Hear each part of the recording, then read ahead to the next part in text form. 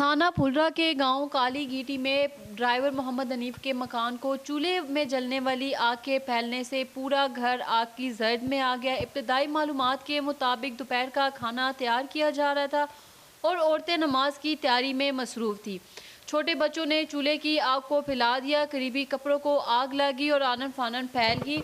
बच्चों को मुश्किल से निकाल लिया गया। गांव के लोगों ने फुलरा पुलिस को इतला दी। SHO सैयद शमशाम इस्लाम शाह पूरी टीम के साथ मौके पर पहुंच गए और 1112 की फायर ब्रिगेड और TMA का स्टाफ वक्त पर पहुंच गया और आग पर काबू पाने के लिए कोशिश हो गए। पुलिस भी इमदादी कामों में हिस्सा ले रही थी। आग पर काबू पा लिया गया। मकान में बिस्तर, कंबल, कपड़े और फर्नीचर समेत नकदी ज़ेवरात और अंदाजे के मुताबिक 40 लाख का नुकसान हुआ और साथ साथ बाकी मकानात को भी जलने से बचा लिया गया।